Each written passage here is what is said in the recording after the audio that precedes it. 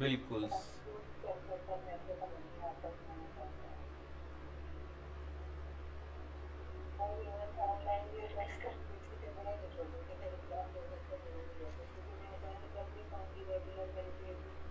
हम्म, चलो मैम, की screen share हो रही है आपके साथ? चलो स्टार्ट करते हैं फिर हम। So now we start our the I think second lecture regarding the international law. So till now we covered the definition part of the international law and some of the theories regarding the international law. What are the subjects of the international law? Now we are just discuss about the relationship between the international law and municipal law. We are aware about that the international law is a that law which are deal with the international characters and entities like the states law, nations law, and municipal law is the domestic law. Municipal law का जो concept है ये हमारा sorry, हाँ ये हमारा domestic law है। Domestic law की जो इंटरनल द नेशन जो लॉ है, इनसाइड द नेशन जो लॉ, नेशन का लॉ है, जैसे इंडिया का कौन IPC and CrPC, now it's change लागू BNS, Indian contract act, that is the municipal law. What's the relation between them, कि देखो इंटरनेशनल लॉ डायरेक्टली इनडायरेक्टली जब तक म्युनिसिपल लॉ में नहीं आएगा तब तक तो वो सिमिलरिटी में इन्फोर्सिबिलिटी नहीं ले पाएगा। So how they are related to each other? So some of the theories are present regarding the international law and municipal law. What we have to be do? We have to be clear about the which are the philosophers of that theory.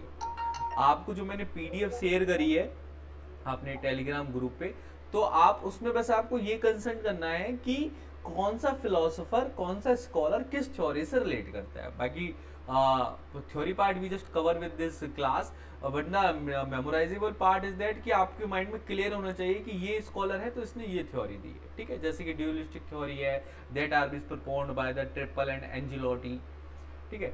They says that कि municipal law और international law, they are the two different law, they are not similar with each other.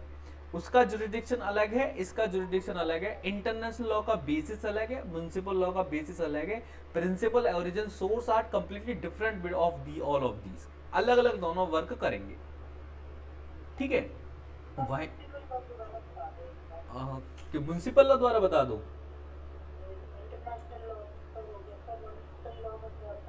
देखो international law is a law of the two and more different Nations, अलग अलग सरकार का, देशों का जो अलग अलग लॉ है, अलग अलग नेशंस का जो लॉ है, वो तो इंटरनेशनल लॉ है जो दो तीन नेशंस के बीच में एक मिलके बना है।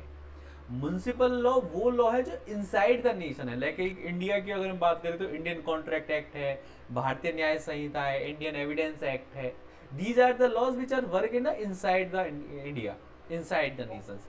तो इनसाइड द नेशंस को हम डोमेस्टिक लॉ या फिर म्युनिसिपल लॉ बोल रहे हैं, और दो तीन अलग अलग नेशंस के आपस में कंसर्न से जो हमने बाई ट्रीटी और by other things law form करा, उससे हम इंटरनेशनल लॉ बोल रहे हैं। अब ये लॉ आपस में इनका रिलेशन क्या है? तो एक थ्योरी तो ये कहती है कि भैया ये दो अलग अलग लॉ हैं, इनका कोई आपस में रिलेशन नहीं है, इंटरनेशनल लॉ अलग वर्क करता है, म्युनिसिपल लॉ अलग वर्क करता है, और इस थ्योरी को हमने बोला ड्यूलिस्टिक थ्योरी, ठीक है। वही हम मोनिस्टिक थ्योरी से कहते हैं कि भैया ये अलग अलग नहीं है, international and municipal law are completely interconnected with each other, they are interconnected and interdependent, एक दूसरे पे डिपेंड भी है। क्योंकि देखो इंटरनेशनल लॉ को इन्फोर्स किस पे होना है? लोगों पे इन्फोर्स होना है, और लोग किसके हैं? लोग अलग अलग नेशंस के हैं। तो जब तक इंटरनेशनल लॉ म्युनिसिपल लॉ में कन्वर्ट नहीं होगा तब तक उसकी इन्फोर्सिबिलिटी कैसे रिकॉग्नाइज होगी? तो by the monistic theory we are says that the international law and municipal law are the two side of a same coin, ठीक है। Second theory says that the transformative theory, it simply says that कि international law municipal law अलग अलग है, एक चीज नहीं है, लेकिन धीरे धीरे पहले इंटरनेशनल लॉ बनता है, फिर वो धीरे धीरे म्युनिसिपल लॉ में ट्रांसफॉर्म होता है। ऐसा नहीं होता कि हमने इंटरनेशनल लॉ बनाया और वो अपने आप ही म्युनिसिपल लॉ बन गया, ऐसा नहीं है, वो ट्रांसफॉर्म होता है, हमेशा वो अलग नहीं रहता, धीरे धीरे वो अपने ट्रांसफॉर्मेटिव स्टेज में जाके इंटरनेशनल लॉ से म्युनिसिपल लॉ में ट्रांसफॉर्म होता है। जैसे कि इन्वायरमेंट लॉ के केस में हमने देखा कि पहले इंटरनेशनली हमने कुछ रूल्स एंड रेगुलेशंस बनाए, then it will be transform the environmental law for a nation, ठीक है। नेक्स्ट इज, हाँ बोलिए बोलिए।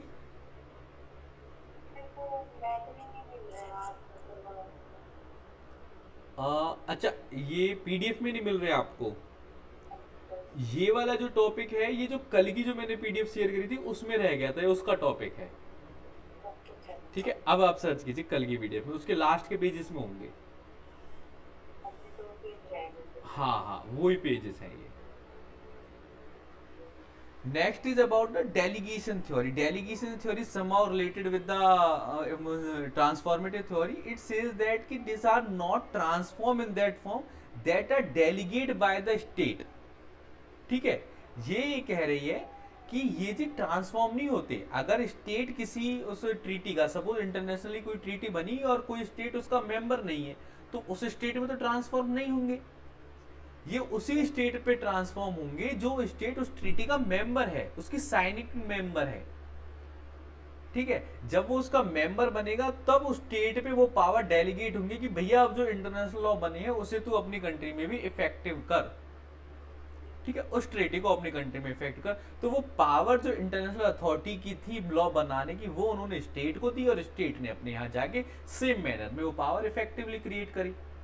That is called the delegation theory. And the last is the specific adoption theory. This theory simply says that कि law बहुत सारे बननी है, इंटरनेशनली बहुत सारी चीजें बननी है, but it is the our conscience of a state that which kind of law they will be adopt. हम सिर्फ स्पेसिफिक लॉज को अडॉप्ट करते हैं which are required as per our convenience. सारा लॉ हम अडॉप्ट नहीं कर रहे। That is the specific adoption theory. Get it? These are the some of the 5 theories regarding the relationship between the international law and municipal law. पहले हमने कहा कि ड्यूअलिस्टिक theory भैया दोनों अलग अलग हैं, कोई एक दूसरे के ऊपर बात नहीं करता। मोनिस्टिक में हमने कहा दोनों एक ही हैं, two side of the same coin है, अलग अलग कर पढ़ने की जरूरत ही नहीं है। इंटरनेशनल लॉ बना वो अपने आप ही म्युनिसिपल लॉ में कन्वर्ट हो जाता है। फिर हम कहते हैं भैया अपने आप नहीं होता, धीरे धीरे ट्रांसफॉर्म होता है।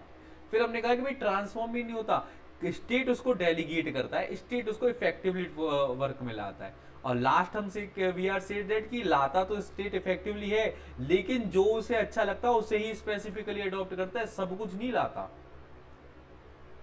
ठीक है, that is the relation between the international law and the municipal laws. Now we are concern about the content of the state, कि अब स्टेट की क्या क्या सिचुएशंस हैं, कैसे कैसे वो बिहेव करेगा। तो they are primary deal with 3 situation. तो यूजीसी नेट इन बस 3 सिचुएशंस के नेम्स पे ज्यादा डील करता है। We discuss about the what are doing with these 3 situations. कि एक सिचुएशन तो ये है कि पीसफुल एनवायरनमेंट है, everything are in a fine way, everything are the peace and secure. At that time we are discuss about the sovereignty, equality, development. जब ऐसी चीजें चल रही है, पीसफुल मैनर में सारी चीज वर्क हो रही है, तो वहां पे एक सोशो इकोनॉमिक रिवॉल्यूशन होता है, ऑर्गेनाइजेशंस बनती हैं, इक्वालिटी का उनका ऑब्जेक्ट होता है, अच्छी अच्छी चीजों पे हम काम करते हैं। But when we are in state of a war, how we would govern the international and the type of war. So in the type of situation of the war, we try to avoid the situations of the war, we try to make rules and regulations, we try to sort out the dispute, we try to stop the war as much as possible. हमें contingency खत्म करनी है, discrimination खत्म करना है, लोगों को dispute sort out करना है, सबको betterment देना है as soon as possible। ठीक है जी। वहीं अगर मैं बात करूं the law governing at the time of neutrality. अच्छा, ये वाला जो पीरियड है लास्ट वाला थर्ड न्यूट्रलिटी वाले का, ये आज अवेलेबल नहीं है, ये पास्ट में अवेलेबल था। क्योंकि अब तो या तो 2 सिचुएशन होगी, या तो पीस होगा या वार होगा। न्यूट्रलिटी जब थी जब कोई कंट्री किसी से मतलब ही नहीं रखती थी, सब are specifically with their work, they are neutral with every aspect, they are never be concern about their right and duties. दोनों ही चीजों से किसी का मतलब नहीं है। देखो, लड़ाइयाँ और शांति तभी उस पर बातें होती हैं। शांति हम कहेंगे भाई सब अपने राइट को यूज कर सकते हैं, और वार हम कहेंगे कि हमें राइट को यूज नहीं करने दिया तो हम वार कर रहे हैं। हम मैं कहूँ कि ना तो राइट है ना ड्यूटी है, तो न्यूट्रल बिहेवियर है। किसी स्टेट से किसी का कोई मतलब नहीं है, सब अपनी अपनी टेरिटरी में कन्फाइन है, सब अपनी टेरिटरी में वर्क कर रहे हैं, अपनी अपनी टेरिटरी के साथ खुश है। That is the neutral conditions. At that type of situation, we are just work as a neutral way. Neither we are discuss about the development nor we are concerned about the right and duties. ठीक है, तो हाँ हाँ, participate ना करना भी एक समझना आप एक स्टैंड होता है। किसी चीज में पार्टिसिपेट ना करना भी एक स्टैंड है कि I am not agree with that thing, is it और नॉट। कि आपने कहा कि यार मैं यहाँ पे ना ऐसी ऐसी चीजें बना रहा हूँ और मैं आपसे उससे सहमत नहीं हूँ, तभी तो मैं उसमें पार्टिसिपेट नहीं कर रहा। अगर मैं कंसर्न दूंगा तो आपके साथ पार्टिसिपेट करूंगा। ट्रीटी में पार्टिसिपेट ना करें तो कोई बात नहीं। क्या चीज?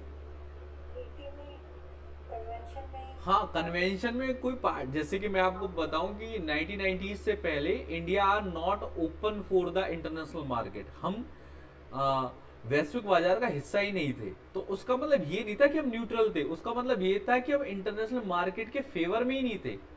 हम इसलिए फेवर में नहीं थे क्योंकि Indian economy are ready to for open that economy for a foreigners. India की इकोनॉमी रेडी नहीं थी उस कंसेप्ट के लिए। तो वो न्यूट्रलिटी नहीं है, न्यूट्रलिटी इज लाइक कि उस तरीके का कंसेप्ट ही अवेलेबल नहीं है, वो चीज आपके पास अवेलेबल ही नहीं है। आपसे ना किसी ने राइट पूछा ना ड्यूटीज पूछा। ठीक है, सपोज इंटरनेशनल ट्रीटी हो रही है कहीं और आपसे कोई पूछने नहीं आया कि भैया उसका मेंबर बनेगा या नहीं बनेगा, वो न्यूट्रल स्टेट है आपकी। समझ रहे हो? अपॉर्चुनिटी मिलना और उसे ठुकरान, जैसे आपके पास कोई अपॉर्चुनिटी आई आप न्यूट्रल स्टेट से आउट हो गए, आपने वो सुनी ही नहीं, उस पर बात करने का ही समय नहीं निकाला, तो तब तक तो आप न्यूट्रल हो। जिस दिन आपने बात करके डिस्कशन करके उसमें उसको डिनाई कर दिया ना, तब फिर आप न्यूट्रल नहीं है। ओके। ठीक है, चलो, these are the things with the states situation. Now the two policies are also be left with that कि इंटरनेशनल लॉ के बेसिस क्या है। बेसिस मतलब बेसिक इसेंस क्या है, फंडास क्या है, ये किस तरीके से क्रिएट हुआ। एवोल्यूशन के बारे में हमने बहुत सारी चीजें पढ़ी। दो बातें और रहती हैं। एक थ्योरी कहती है लॉ ऑफ नेचर है जी, everything is created by the god and the god are also make a different different territory. ये टेरिटरी, ये नेशन, ये stood are the created by the nature and the god, and that nature is supreme with all of us, and that nature binding us to make the law. इस nature ने ही हमको आपस में इकट्ठा मिलाया है ताकि हम लॉ बना सकें। क्यों? अब जी इंडिया है, इंडिया के पास मसाले, ग्रोसरीज, वेजिटेबल्स बहुत ज़्यादा हैं। सऊदी अरेबिया के पास क्रूड ऑयल बहुत ज़्यादा है। अमेरिका के पास टेक्नोलॉजी बहुत ज़्यादा है। तीनों को एक दूसरे की आवश्यकता है। टेक्नोलॉजी के लिए क्रूड ऑयल चाहिए, जीने के लिए वेजिटेबल्स और ग्रेन्स चाहिए, मल्टीग्रेन्स चाहिए। तो तीनों को एक दूसरे की आवश्यकता है। तो यहाँ पे नेचर ने इस तरीके की फिलॉसफी क्रिएट करी ताकि सब मिलके एक साथ काम कर सकें, और मिलके एक साथ काम करने के लिए हमने एक लॉ डेवलप करा जिसे हमने इंटरनेशनल लॉ कहा। तो there is nothing specific with the international law, it's just a creation of nature. One thing is that. Second theory is said that it's about the positivism. Positivism in the sense कि we are give the consent to make a law. जब तक हमने positivist approach के साथ, believe के साथ competent authority ने consent नहीं दिया, तब तक हम लॉ बना ही नहीं सकते। Get it? हमने इंडिपेंडेंटली रूल्स क्रिएट करे और कंसेंट दी, then we make the law. That is the theory of the positivism. Primarily only there is two theory is there कि नेचर ने बनाया या फिर हमने खुद ने बनाया। इसके अलावा कुछ छोटी छोटी थ्योरीज और हैं, जैसे कि consent theory we recently discuss like the positivism. Positivism theory और कंसेंट थ्योरी सिमिलर है। Now we come with the auto limitation theory. Auto limitation theory is propound by the, अच्छा इसमें भी ये सारी चीजें याद रखना कि we are majorly concern about the name of the philosophers. ठीक है, आपको फिलोसोफर्स के नेम से ज्यादा ध्यान रखना है कि किस तरीके से कौन कौन सी थ्योरी किस फिलोसफर ने दी। तो auto limitation theory says that international law is binding on the state because state have restricted their power through process of auto limitation. The theory was also supported by the positivist. ये theory कहती है कि हर state की देखो एक supreme power है, सोर्जनिटी power है। अब इंटरनेशनल लॉ के थ्रू हम कहीं ना कहीं उसकी सोर्जनिटी को लिमिट करते हैं, कैपिंग कर रहे हैं उसकी सोर्जनिटी पे कि यार ये चीज करनी पड़ेगी तुझे, ये चीज नहीं करनी पड़ेगी तुझे। So that theory is called the auto limitation theory के by virtue of the create the limitation on our self with the consent. हमने कंसेंट के साथ मैंने अपने ऊपर ये लिमिट क्रिएट करी, ऑटोमेटिकली मेरे ऊपर एक लिमिट क्रिएट हुई, that is the international law. और कौन लिमिट क्रिएट कर रहा है? इंटरनेशनल लॉ लिमिट क्रिएट कर रहा है। मैंने किसी ट्रीटी में साइन करा कि आज से मैं कार्बन एमिशन कम करूंगा, जबकि मैं सोवर्जन कंट्री हूँ, मेरी मर्जी में कितना भी कार्बन एमिशन करूँ, पर मैंने वहां पे कंसेंट दी कि नहीं यार मैं गलत कर रहा हूँ, मुझे कार्बन एमिशन कम करना चाहिए। I limitize my self automatically with my consent, and by virtue of that limitation I create the international law. ठीक है। Next is about the theory of fundamental rights. Regarding this theory are basically deal with the concept of sovereignty, equality, self-determination, independence, and the all rights which are required to secure with the everyone. On a global level, we have to be secure all these rights, and these rights are above of the states. हर राज्य हर nation से ऊपर है fundamental rights, and we have to be secure these all rights with everyone. अगर किसी भी देश में किसी का भी फंडामेंटल राइट इन्फ्रिंज हो रहा है तो वो मानवता के लिए खतरा है। आज उस देश में हो रहा है, कल आपके यहाँ भी होगा। तो हम सबको मिलके मानवता को बचाने के लिए उसके फंडामेंटल राइट्स को सिक्योर करना है और उसके लिए लॉ क्रिएट करना है, and that law is the international law. Get it? Last is like a pact sunt servanda, it's in a good faith. इसकी याद रख लेना, respect in a good faith. Directly match the following में question आ जाता है, simply like that कि we are doing everything in a good faith, we make the international law in a good faith, we make the environmental law in a good faith, we implement the international law in a municipal law in a good faith. If we require that in a good faith, I require that is important for us, then I will be applied it. ठीक है, that is the basis of the international law. तो 3, 4, 5 bases are the international law. First is about says that the law of nature. Second, this says the positivist. Apart from this, they are discuss about the consent theory, auto limitation theory, fundamental right theory, and last with the pact sunt servanda. It's simply that in a good faith we did everything. Get it? चलो यहाँ तक हमारी चीज clear हुई। एक last we are left with our last PDF is that कि source of international law क्या है। इंटरनेशनल लॉज की सोर्स क्या है, कहाँ से इंटरनेशनल लॉ क्रिएट होता है। जैसे कि हमारे नॉर्मल लॉ की हम बात करते हैं ना कि हिंदू लॉ कहाँ से आता है, हिंदू लॉ जी कस्टम से आता है, ट्रेडिशन से, कोर्ट से, लेजिस्लेचर से, एपिक से, बुक से, दिस लाइक श्रुति स्मृति। ऐसे इंटरनेशनल लॉ कहाँ से आता है। तो फर्स्ट सोर्स प्राइम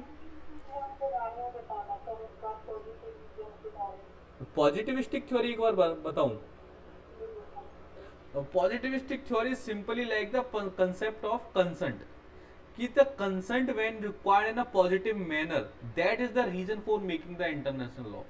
जब हमने किसी ट्रीटी में, किसी रूल्स में इंडिपेंडेंटली कंसेंट दी, तो हमने एक पॉजिटिव अप्रोच अप्रोप्रिएट करी, और उस पॉजिटिव अप्रोच में हमने कंसेंट देके इंटरनेशनल लॉ क्रिएट करा। ठीक है, तो किट्स क्या चीज, मैं समझा नहीं आप क्या कह रहे हो।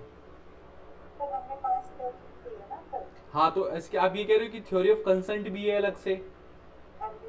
देखो प्राइमरली आपके पास दो थ्योरी है, law of nature and positivism. इसके बाद जो तुम 3 थ्योरी और पढ़ते हैं, 4 थ्योरी पढ़ते हैं, वो उसका ही एक प्रारूप है। तो कंसेंट थ्योरी और पॉजिटिव थ्योरी सिमिलर है somehow, but they are the different वे।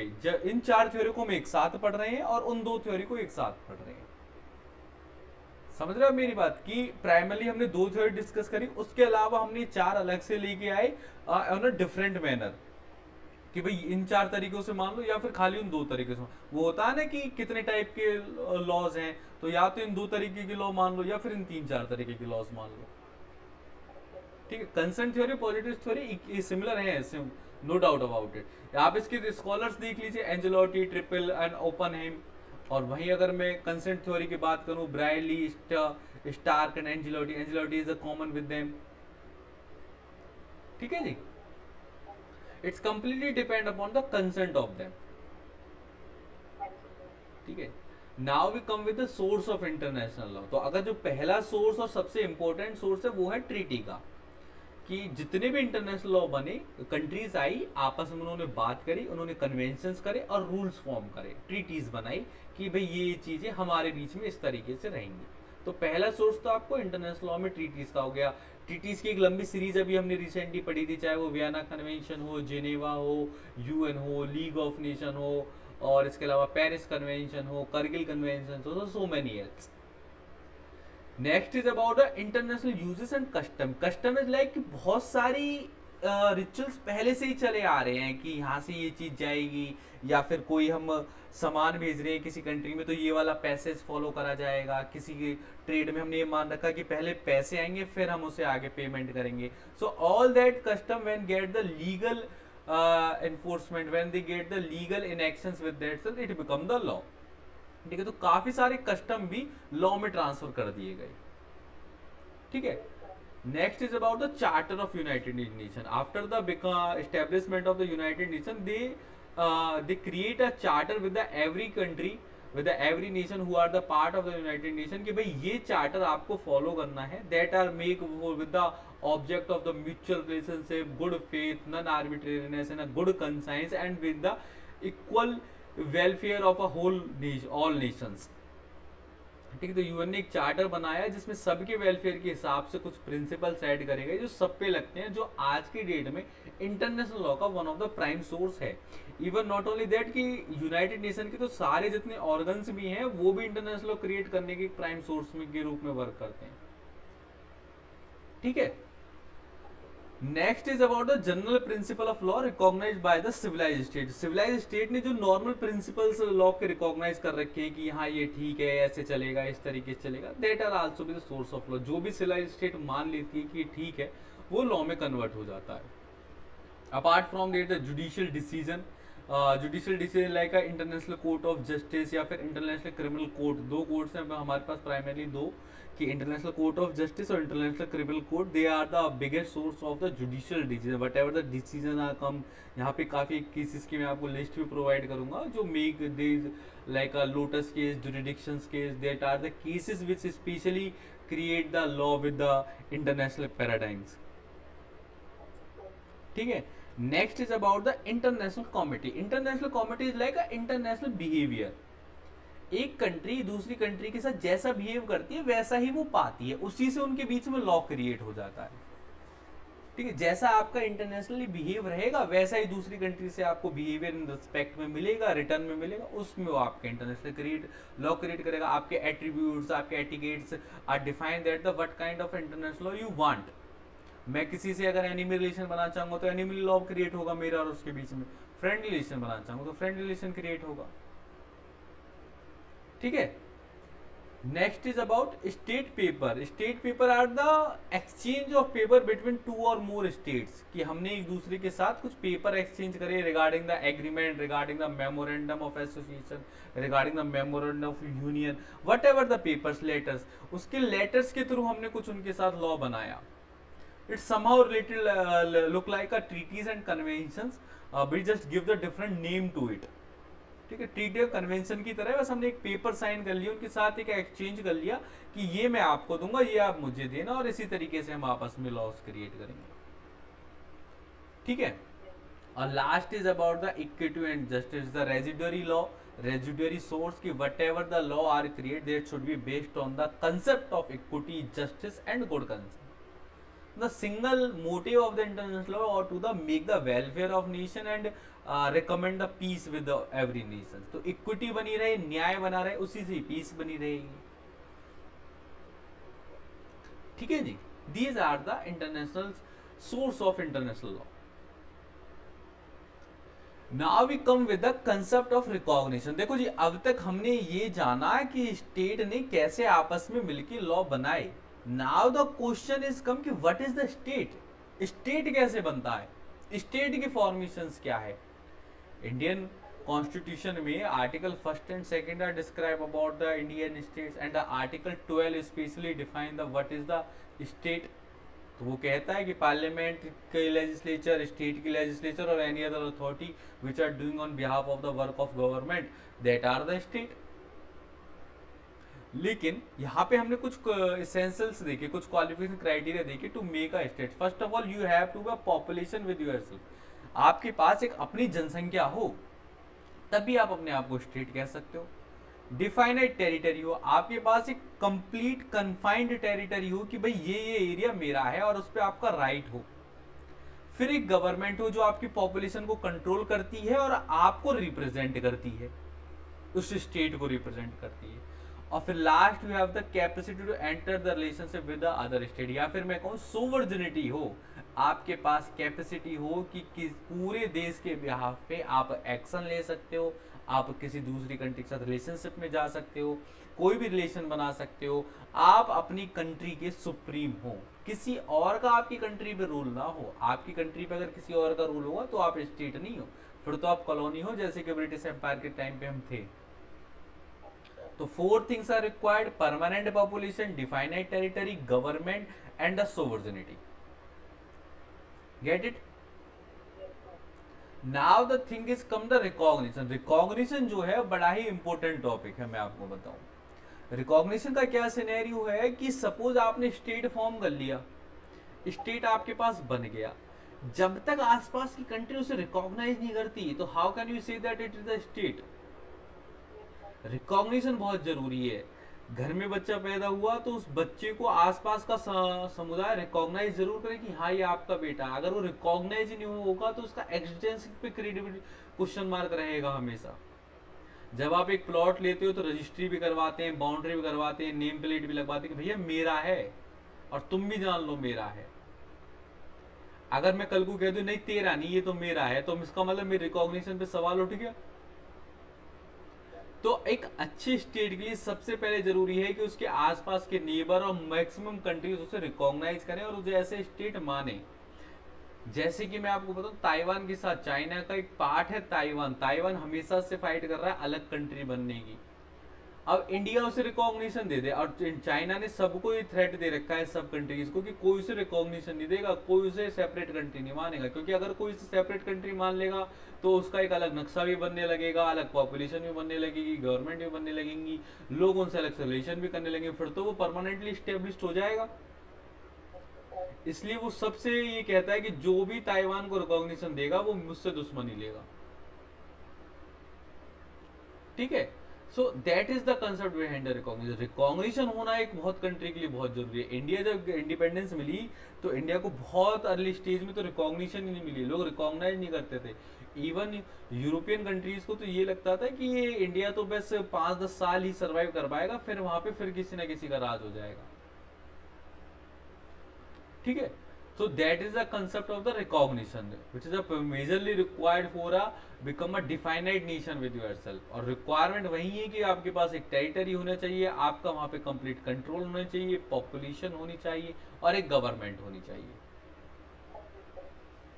ठीक है? Now we come with the theories of recognition. तो भैया 2 तरीके की थ्योरी हैं, कॉन्स्टिट्यूटिव और declarative. Constitutive theory said that कि by virtue of the recognition we constitute the nation। ये कहता है कि पहले स्टेट या नेशन नहीं था, जैसे जैसे रिकॉग्नाइज हुआ नेशन बना। ठीक है? आप चीज को समझना है कि पहले नहीं था, we constitute the nation through a recognition, कि हमने रिकॉग्नाइज करा कि देख ये वाला एरिया तेरा है और यहाँ पे जो जो लोग रह रहे हैं वो तेरी पॉपुलेशन है, और फिर हमने उसको रिकॉग्नाइज करके बता दिया कि आज से तू ये फला कंट्री है। ठीक है जी? वहीं पे डिक्लेरेटिव थ्योरी और एविडेंशियल थ्योरी ये कहती है कि भाई किसी के रिकॉग्निशन से स्टेट नहीं बना। स्टेटहुड जो है, राज्यवाद या फिर मैं कहूं पेट्रियोटिज्म जो है, वो पहले ही ऑलरेडी एग्जिस्ट कर रही है। अब उसको और अच्छे से प्रूव करने के लिए, मैनिफेस्टेशन करने के लिए हमने रिकॉग्निशन करा है, जिसको हम डिक्लेरेटिव थ्योरी कहते हैं। कि बस डिक्लेयर करा है कहीं पे एविडेंस देने के लिए, कि जैसे कोई पूछे कि इंडिया कौन सी कंट्री है, इंडिया भैया वो कंट्री है। भैया आप कैसे कह सकते हो कंट्री है? भैया वो फला अमेरिका भी उसे कंट्री कहता है, पाकिस्तान भी उसे कंट्री कहता है, ऑस्ट्रेलिया भी उसे कंट्री कहता है, इसलिए ये कंट्री है। तो एविडेंस देने के लिए बना है, डिक्लेरेटिव के लिए बना। अगर कोई इंडिया को डिक्लेयर ना करे तो क्या हम स्टेट नहीं होते? हम अपने आप में नेशन होते? हम अपने आप को सुप्रीम मानते, सोर्जन मानते। ब्रिटेन ने हमें काफी टाइम तक रिकॉग्निशन नहीं दिया, तो इट डजंट मीन कि हम उसमें रिकॉग्नाइज नहीं करते। हम रिकॉग्निशन लेंगे, हम अपने आप में स्टेट है। अब कोई हमें कंट्री नहीं मानती, मत माने। ठीक है? That is the two theory regarding the constitutive and declarative theories. हाँ बताइए क्या कह रहे हो आप?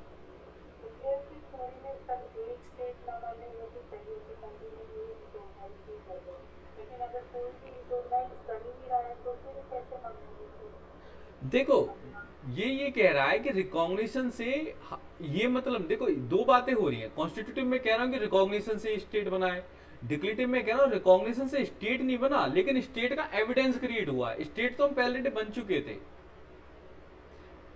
भाई। डिक्लेरेटरी थ्योरी कह रही है कि आज जैसे कि मैं फंडामेंटल राइट की बात आती है फिर से कि फंडामेंटल राइट कॉन्स्टिट्यूशन में गिर गए, ये मतलब थोड़ी ना होगा कि कॉन्स्टिट्यूशन ने हमें फंडामेंटल राइट दिए, वो इंडिया में पहले से ही अवेलेबल थे, हमने बस उसको मैनिफेस्टेशन कर दिया, डिक्लेयर कर दिया कि अब ये मैनिफेस्टेड है।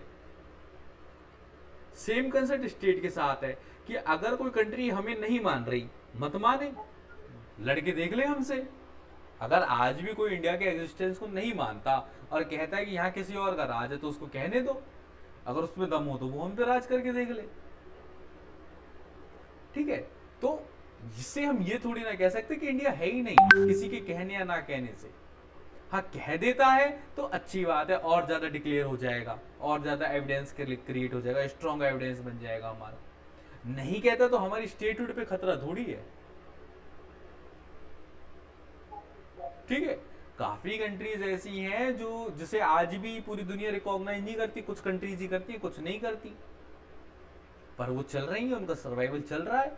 ताइवान को अमेरिका कंट्री मानता है और खुले में कंट्री मान के चलता है, इवन वहां की गवर्नमेंट को भी रिकॉग्निशन करता है, वो रिकॉग्नाइज देता है। वो अपनी कंट्री की लिस्ट में कि कौन कौन सी हमारी कंट्रीज हैं उसमें ताइवान को भी रखता है, लेकिन चाइना तो नहीं मानता उसे। चाइना तो कहता मेरा पार्ट है, आज भी मेरा पार्ट है, मेरी गवर्नमेंट का रूल है, वहां कोई गवर्नमेंट है ही नहीं। ठीक है, तो that is the thing regarding the recognition. अब हम इसके मोड्स पे आते हैं कि किस तरीके से रिकॉग्निशन दी जाती है। दो तीन तरीके हैं इसके। First is the de facto. De facto माने होता है वास्तविक, हाँ स्पेलिंग थोड़ी सी देख लें। डिफेक्टो माने वास्तविक और डीज्योर माने कानूनी।